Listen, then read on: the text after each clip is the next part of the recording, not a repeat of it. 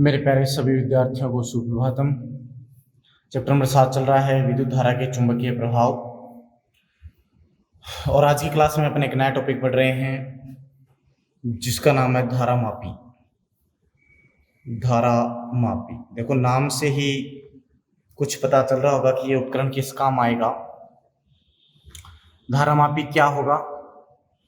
तो धारामापी एक उपकरण है, विद्युत चुंबकीय उपकरण है, जिसकी सहायता से अपन कोई भी परिपथ है उस परिपथ में एक तो अपन धारा का संसूचन कर सकते हैं। संसूचन का मीन्स ये है कि धारा का मान ज्ञात कर सकते हैं और धारा की अपन क्या ज्ञात कर सकते हैं, दिशा और मान का मापन किया जाता है। ठीक है, कि धारा इसमें आई है या नहीं आई, ठीक है, उस परिपथ में धारा प्रवाहित हो रही है नहीं हो रही, या फिर उस धारा की दिशा क्या है, या फिर उस धारा का मान कितना है। इन सभी का मापन यहाँ अपने धारामापी से करते हैं।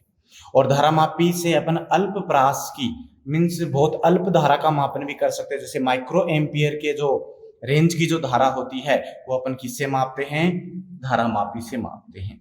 ठीक है, तो धारामापी समझ में आया क्या होगा? धारामापी है वह उपकरण जिसकी सहायता से धारा का संसूचन, धारा की दिशा और धारा के मान का मापन किया जाता है। उसे क्या कहते हैं, धारामापी कहते हैं। ठीक है, इसे अपन माइक्रो एम्पियर की धारा का मापन भी कर सकते हैं। अब इसका सिद्धांत कल वाला जो टॉपिक पढ़ा था उसके आधार पर होगा। कल वाला टॉपिक अपने पढ़ा था कि कोई चुंबकीय क्षेत्र है, उसमें कोई आयताकार कुंडली रखी हुई है, आयताकार लूप रखा हुआ है। तो समचुंबकीय क्षेत्र में जब उस कुंडली में से धारा प्रवाहित होती है तो वह घूर्णन करती है, ऐसा अपन ने पढ़ा था। उस पर एक बलागुण कार्य करता है जिसके परिणाम स्वरूप उसमें घूर्णन गति होती है। तो उसी सिद्धांत पर यह आधारित है कि किसी धारावाहिक कुंडली को जब अपन चुंबकीय क्षेत्र में रखते हैं तो कार्यकारी बल आघूर्ण का परिमाण जो है, कार्यकारी जो बल आघूर्ण है मीन्स टो, उसका परिमाण है वो कुंडली में प्रवाहित होने वाली धारा, जितनी धारा उसमें प्रवाहित होगी उसके समानुपाती होता है। मीन्स टो जो है वो आई के समानुपाती होगा। ठीक है, तो सिद्धांत समझ में आया धारामापी का। क्या होता है कि जब कोई धारावाहिक कुंडली है और लूप है, उसको अपन किसी चुंबकीय क्षेत्र में रखते हैं तो उस स्थिति में उस पर कार्यकारी जो बल आघूर्ण है उसका परिमाण कुंडली में प्रवाहित होने वाली धारा के समानुपाती होता है। ये इसका सिद्धांत है। ठीक है, अब धारामापी के प्रकारों की बात करेंगे अपन। धारामापी के दो प्रकार होते हैं भाई, दो प्रकार की धारामापी होती है। एक होती है चल कुंडली धारामापी। कौन सी? चल कुंडली धारामापी। और दूसरी होती है चल चुंबक धारामापी। दूसरी होगी चल चुंबक धारामापी। अपने सिलेबस में सिर्फ एक ही है, चल कुंडली धारामापी। ठीक है, तो चल कुंडली जो धारामापी है ये ऑलरेडी दो प्रकार की होती है। तो चल कुंडली धारामापी भी दो प्रकार की है। फर्स्ट तो होगी निलंबित कुंडली। फर्स्ट कौन सी? निलंबित कुंडली धारामापी। और दूसरी जो होगी वो कौन सी होगी? किलकित कुंडली धारामापी। किलकित कुंडली धारामापी। अपने सिलेबस में दो हैं, तो चल कुंडली धारामापी में से निलंबित और किलकित दोनों कुंडली धारामापी की अपने चर्चा करेंगे। ठीक है, तो फर्स्ट अपने बात करेंगे, स्टार्ट करेंगे निलंबित कुंडली धारामापी से। फर्स्ट अपन कहां से बात करेंगे? निलंबित कुंडली धारामापी। सबसे पहले तो अपन इसकी बनावट की बात करेंगे, फिर अपन इसके सिद्धांत की, फिर इसकी कार्यविधि वगैरह जो सब चीजें अपन पढ़ेंगे। तो देखो निलंबित कुंडली धारामापी की बनावट अपन बात करें, सबसे पहले इसकी बनावट। तो इसमें एक आयताकार कुंडली होती है। अपन स्टार्टिंग से बोलता जा रहा हूं मैं और इसका डायग्राम यहाँ पे अपन ड्रॉ करते जा रहे हैं। ठीक है, तो इसका डायग्राम मैं बना रहा हूं साथ साथ। तो एक इसमें आयताकार एल्यूमिनियम की एक फ्रेम होती है। ये आयताकार एक फ्रेम होगी।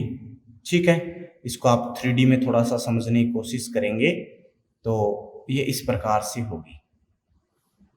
ठीक है, इस आयताकार कुंडली के ऊपर तांबे के पतले और विद्युत रोधी तारों को लपेटा जाता है। तो आप देख सकते हैं इस प्रकार इसके ऊपर चारों तरफ तांबे के विद्युतरोधी और पतले जो हैं उन तारों को अपने लपेटते हैं। देखो ये इस प्रकार से विद्युतरोधी तारों को अपन लपेट दिया। ये एक तांबे एल्यूमिनियम कुंडली है जिस पर लपेटे होंगे। इस कुंडली को, जो अपनी आयताकार कुंडली बनी है, इसको अपन नाल चुंबक के जो ध्रुव हैं उनके मध्य रखेंगे। नाल चुंबक, नाल इस प्रकार से होती है, घोड़े की नाल आपने देखी होगी, इस प्रकार से होती है। तो मीन्स यू आकार ऐसे वक्रीय या अवतलीय भाग के जो अपने पास में चुंबक होती है उसके ध्रुव खंडों के बीच में रखा जाता है, एन व एस के बीच में। ठीक है, तो कैसे रखेंगे, मैं यहाँ पे इनको ड्रॉ करता हूं, थोड़ा सा आप देखें इसको। ये ठीक है, इस प्रकार से इसको मैंने ड्रॉ किया है, जिसे आपको लग रहा होगा। देखो ये अवतलाकार है, ये एक ध्रुव ये है, इसी प्रकार से दूसरा ध्रुव इस साइड में होता है, और ये दोनों ध्रुव ही नाल चुंबक के आकार के होते हैं, मीन्स अवतल पृष्ठीय होते हैं। इस प्रकार से ये अवतल पृष्ठीय होंगे, ये अवतल पृष्ठीय होंगे। ठीक है, इस प्रकार से नाल चुंबक के ध्रुवों के मध्य रखेंगे, एक एन होगा और एक एस होगा, जिसके परिणाम स्वरूप यहाँ पर एक चुंबकीय क्षेत्र उत्पन्न होता है, समचुंबकीय क्षेत्र। इस कुंडली का जो ऊपरी सिरा है, ये वाला सिरा, इस सिरे को आप एक फोस्फर ब्रोंज, कौन सा, दो का मिश्र का होगा, फोस्फर और ब्रोंज का एक वायर होगा, उससे आप कनेक्ट करेंगे, जिसके ऊपर एक वर्ताकार समतल दर्पण लगा होता है। इस तार के ऊपर ही वर्ताकार समतल दर्पण लगा होगा, और इसका जो ये सिरा, तो इसे एक मरोड़ी शीर्ष से निलंबित किया जाता है। ये एक मरोड़ी शीर्ष है। मरोड़ी शीर्ष का मीनिंग ये है कि ऐसे घूम सकता है, रोटेट हो सकता है। ठीक है, और इस मरोड़ी शीर्ष को अपन एक टर्मिनल से जोड़ते हैं, जिसमें से अपन धारा प्रवाहित करवाएंगे T1 से। क्लियर है। जो इसका दूसरा सिरा है, ये वाला सिरा, इस सिरे को, अच्छा, इसके अंदर यहाँ पे जो आयताकार फ्रेम है, इस आयताकार फ्रेम में एक बेलनाकार मुलायम लोहे की एक करोड़ होती है। ये बेलनाकार मुलायम लोहे की एक करोड़ होगी। एक शर्त यह कि ये इसमें आयताकार फ्रेम की स्पर्श नहीं होनी चाहिए, मीन्स इसमें बिल्कुल फ्री होनी चाहिए, स्पर्श ना हो। तो इसका ऊपरी सिरा तो यहाँ से कनेक्ट हो गया, और जो निचला सिरा है उस निचले सिरे से एक स्प्रिंग जोड़ देंगे। आप क्या जोड़ेंगे, एक स्प्रिंग, और स्प्रिंग जोड़ने के बाद ये स्प्रिंग जोड़ दी, और यहाँ फिर इसको पुनः एक दूसरे टर्मिनल T2 से जोड़ दिया जाता है। क्लियर है। तो ये एक आपके पास में निलंबित कुंडली धारामापी की बनावट हो गई। तो ये तो हो गया समतल दर्पण। क्या हो गया, समतल दर्पण। ये हो गया मरोड़ी शीर्ष। क्या हो गया, मरोड़ी शीर्ष। और ये है फोस्फर ब्रोंज का तार। किसका तार है, फोस्फर ब्रोंज का तार हो गया। ये नाल चुंबक होगी दोनों अपने पास में। ये नाल चुंबक के ध्रुव हैं, एक एन होगा और एक एस होगा। ये है नरम लोहे की क्रोड, ये होगी स्प्रिंग। ठीक है, और ये टर्मिनल T2 हो गया। तो इसमें T1 में से अपन धारा प्रवेश करवाते हैं और T2 में से निर्गत करवाते हैं। ठीक है, ये जो क्रोड है ये इसके संपर्क में नहीं होनी चाहिए, ये इसका क्या होगा, बनावट होगी। तो इस प्रकार से आप इसको देखेंगे। ठीक है, नेक्स्ट अपने पास आता है इसमें सिद्धांत। सिद्धांत तो वैसा ही है जो दोनों का कॉमन होगा, जो से भी मैंने बताया था थोड़ी देर पहले, वैसा ही सिद्धांत होगा इसका। तो एक बार फिर से रिपीट करेंगे कि जब इस कुंडली में अपन धारा प्रवाहित करवाएंगे, देखो यहां से मैंने T1 से धारा दी और यहाँ T2 से वो निर्गत हो गई। जैसे ही कुंडली में धारा प्रवाहित करवाएंगे तो ये आयताकार है, इसके अंदर एक बेलनाकार कुंडली है। तो कुंडली में धारा प्रवाहित होने से चुंबकीय क्षेत्र में रखी हुई है, और चुंबकीय क्षेत्र में रखी हुई है तो क्या होगा, ये अपन कल पढ़ चुके हैं। इस पर एक बल युग्म कार्य करेगा, और उस बल युग्म के कारण ये क्या करेगी, रोटेट करेगी। क्या करेगी, रोटेट करेगी, घूर्णन करेगी। और घूर्णन करने से यहाँ पर इस फोस्फोर ब्रोंज में क्या होगा, एक बल आघूर्ण उत्पन्न होगा। ठीक है, तो जो विक्षेपक बल आघूर्ण जो इस कुंडली पर कार्य करता है, उस विक्षेपक बल आघूर्ण का जो परिमाण है, उस विक्षेपक बल आघूर्ण का परिमाण उस कुंडली में प्रवाहित होने वाली धारा के क्या होगा, समानुपाती। धारा की क्या होगा, समानुपाती होगा। ठीक है, और यही अपने पास में क्या होता है, इसका सिद्धांत है। और ये जो बल आघूर्ण है, ये बल आघूर्ण के कारण ही इस कुंडली में क्या उत्पन्न होता है, घूर्णन उत्पन्न होता है। क्लियर है, तो ये सिद्धांत है, बड़ा ही आसान है। वही जो अपन पहले बताया था कि धारा प्रवाहित करवाएंगे तो कुंडली पर एक विक्षेपक बल आघूर्ण उत्पन्न होगा, और जिसका परिमाण कुंडली में प्रवाहित धारा के समानुपाती होता है। और ये ही बल आघूर्ण क्या करता है, कुंडली में घूर्णन उत्पन्न करता है। अब इसी सिद्धांत को अपन थोड़ा विस्तार से देखेंगे।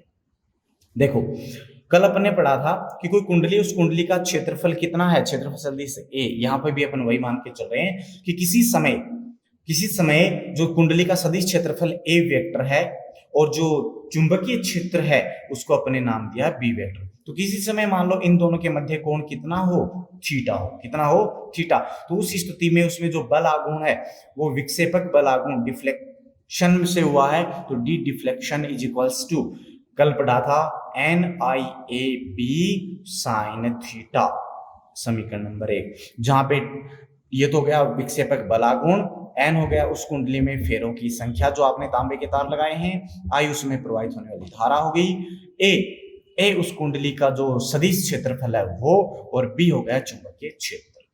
ठीक है, अब इस बल आघूर्ण के कारण क्या होगा, इस बल आघूर्ण के कारण उसमें ऐंठन उत्पन्न होगी इस तार में आपके पास, और इस स्प्रिंग में। जैसे ये मान लो कि आपके पास में ये है क्रोड है, तो इस क्रोड में धारा प्रवाहित हुई थी, तो बल लगा, इस पे बल लगने से ऐसे रोटेट होगी, रोटेट होने से ये तो फिक्स है, तो इसमें क्या होगा, ऐंठन उत्पन्न होगी, ट्विस्ट आएगा, और ऐंठन उत्पन्न होने से इस बल आघूर्ण के विपरीत, ये अपनी 11th क्लास में पढ़ चुके हैं, प्रत्यानयन बल नाम आपने सुना होगा, जो कि पहले वाले के बिल्कुल समान परिमाण और विपरीत प्रकृति, विपरीत दिशा में आरोपित होता है। तो यहाँ पर भी ऐसा ही कुछ होगा, जैसे ये रोटेट होगी तो इसमें ऐंठन उत्पन्न होगी, और उस ऐंठन के कारण एक प्रत्यानयन अन्य बल आघूर्ण उत्पन्न होता है, जो उसको वापस अपनी प्रारंभिक स्थिति में लाने का प्रयत्न करता है। उसे अपन क्या कहते हैं, प्रत्यानयन बल आघूर्ण। क्या कहेंगे उसे, प्रत्यानयन बल आघूर्ण। तो यह प्रत्यानयन बल जो आघूर्ण होता है,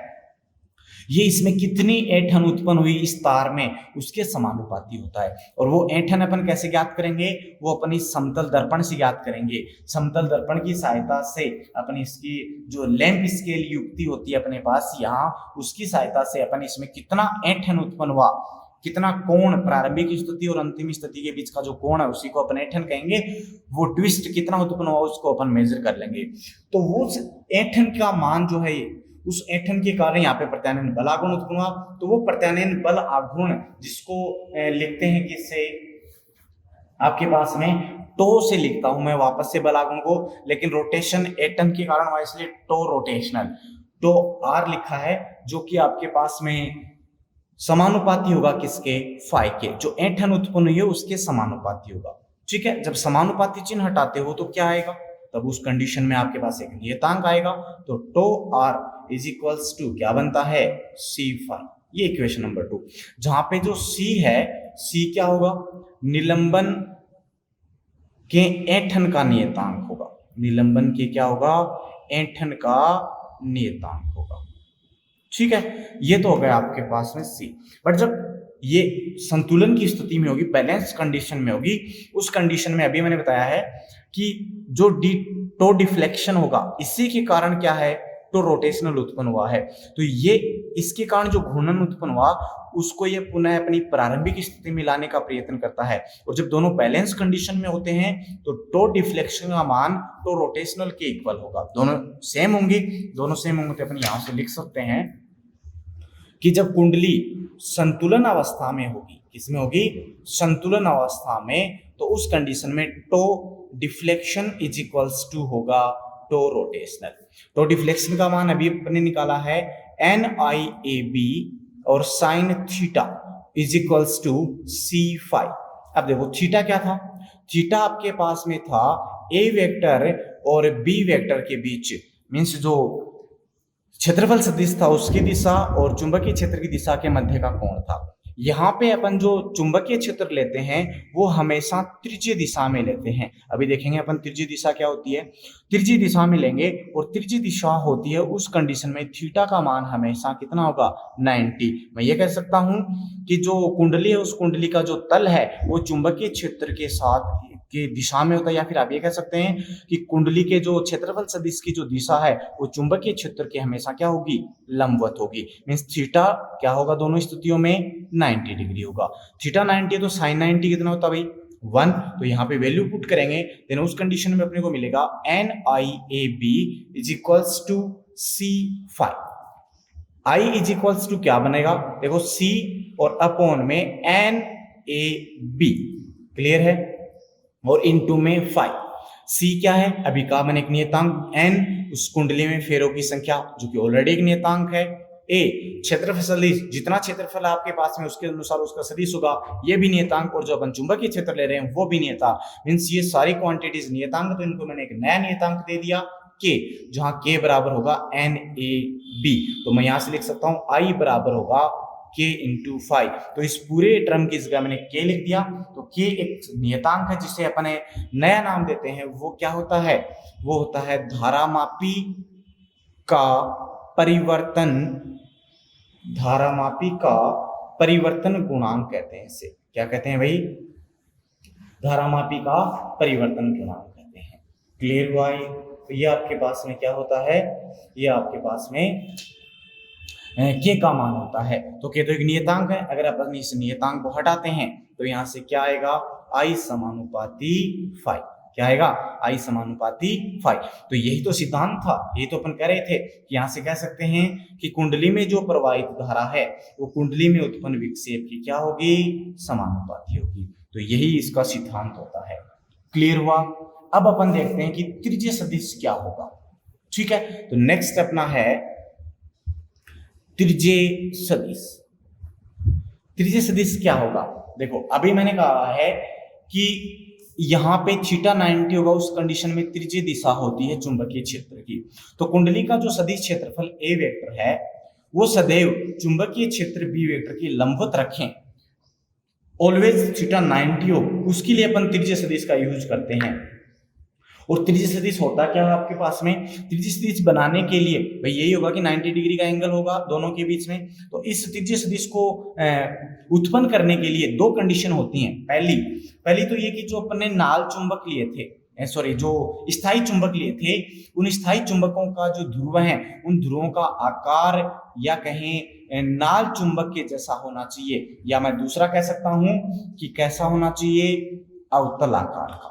कैसा होना चाहिए, अवतले आकार का। तो पहली कंडीशन तो ये है कि त्रिज्यीय सदिश उत्पन्न करने के लिए नाल जो स्थायी चुंबक के ध्रुव हैं वो नाल चुंबक की आकृति के या अवतल आकार के होने चाहिए। दूसरी कंडीशन ये है कि जो आयताकार फ्रेम ली थी अपन ने, ठीक है, उस आयताकार फ्रेम में जो करोड़ इस्तेमाल की थी वो करोड़ कैसी होनी चाहिए, नरम लोहे की, मुलायम लोहे की होनी चाहिए। ठीक है, क्यों, उसका रीजन भी है। उसका रीजन ये है कि नरम लोहे की जो पारगम्यता है, नरम लोहे की जो पारगम्यता है, ये अपन नेक्स्ट चैप्टर में पढ़ेंगे, वो अधिक होती है। और पारगम्यता अधिक होने से उसकी जो सुग्राहिता है वो भी क्या होगी, अधिक होगी। तो सुग्राहिता में वृद्धि करने के लिए अपन किसको काम में लेते हैं, नरम लोहे की करोड़ को काम में लिया जाता है। क्लियर है? ये तो हो गया त्रिज्यीय सदिश। तो त्रिज्यीय सदिश क्या होगा कि हमेशा जो कोण है सदिश क्षेत्रफल और चुंबकीय क्षेत्र उनके बीच में कोण हमेशा कितना होना चाहिए, 90 डिग्री। और 90 डिग्री होने के लिए क्या आवश्यक है, ये दो कंडीशन से आवश्यक है। क्लियर है? नेक्स्ट है अपने पास में कि ये काम कैसे करता है, कार्य विधि इसकी क्या होगी। तो कार्य विधि क्या होगी, देखो सबसे पहले तो जैसे अपन उसमें धारा प्रवाहित करवाएंगे, जैसे आप उसमें I मान की धारा प्रवाहित करवाओगे तो उसमें क्या होगा, एक बल आघूर्ण उत्पन्न होगा जिसके कारण कि वो ट्विस्ट करेगी, घूर्णन करेगी। घूर्णन करने से वो जो अपना समतल दर्पण था, उस समतल दर्पण में क्या होगा, उस समतल दर्पण में एक विक्षेप होगा। मान लो कि प्रारंभिक स्थिति में वो यहाँ पर था, ठीक है, जैसे ऐसे था, और जैसे ही घूर्णन हुआ तो वो ऐसे चला गया। तो उसमें घूर्णन हुआ। अब वो कितना घूर्णन हुआ, कितना विक्षेप उत्पन्न हुआ, उसके लिए अपन एक लैंप स्केल युक्ति होती है भाई, एक डिवाइस होती है लैंप स्केल डिवाइस।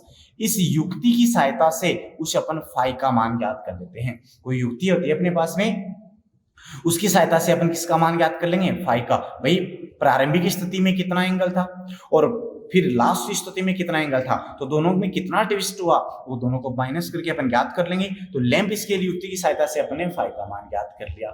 ठीक है, अब कितना फाई हुआ, उस फाई जैसे ही देखो क्या होगा, उस पर अपन प्रकाश आपतित कराते हैं। ये जो लैंप स्केल युक्ति होती है ना, इससे अपन क्या कराते हैं, जैसे ये कोई दर्पण था, तो इस दर्पण पे अपन प्रकाश आपतित करवाएंगे। यहाँ पे प्रकाश आपतित होगा तो उसका परावर्तित प्रकाश किसी ना किसी जाके रुकेगा, कहीं ना कहीं जाके उसका प्रतिबिंब बनेगा। जैसे ये रोटेट होगा, रोटेट होने से प्रतिबिंब की स्थिति भी क्या होगी, चेंज होगी। प्रतिबिंब की स्थिति भी क्या होगी, चेंज होगी। तो अगर आपतित किरण की, या फिर मैं कहूं कि जो लेंस है, ये लेंस अगर फाई कोण से रोटेट होता है, तो जो परावर्तित किरण है वो कितने कोण से रोटेट होगी, 2 फाई से। कितने कोण से रोटेट होगी, 2 फाई से। तो इस बात का आप ध्यान रखें, ये अपन आगे जब किरण प्रकाश की और वो पढ़ेंगे, वैसे आप छोटी क्लासों में पढ़ चुके हैं, तब अपन इसको पढ़ेंगे। ठीक है, तो जब दर्पण फाई कोण से रोटेट होगा, उस कंडीशन में परावर्तित किरण 2 फाई से रोटेट होती है, 2 फाई से घूर्णित होती है।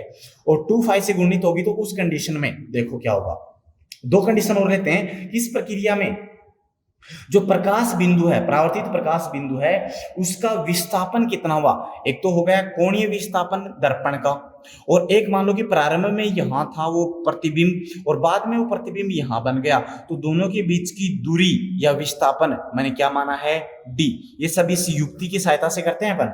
और वो स्केल उस दर्पण से कितनी दूरी पर रखी है, अगर वो लंबवत दूरी कैपिटल डी हो, लंबवत दूरी क्या हो, कैपिटल डी हो, तो उस कंडीशन में यहां से 10 का मान निकालते हैं अपन, 10 2 फाई।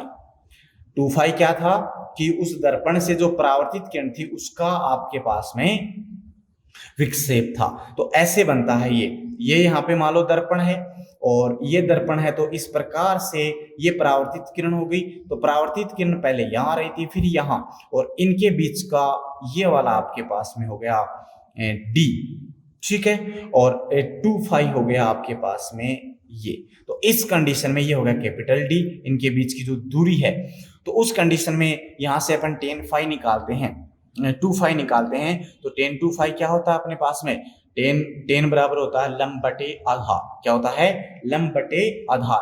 तो लंब थीटा के सामने लंब होगा, मीन्स डी, और यहाँ एक आधार है कंसिडर किया है जो कि होगा कैपिटल डी।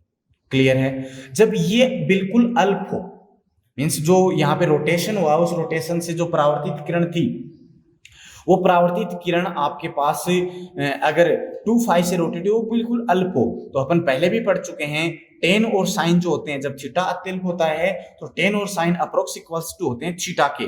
तो जब 2 फाई अत्यल्प हो तो 10 2 फाई अप्रोक्स इक्वल्स टू किसके होगा, 2 फाई के।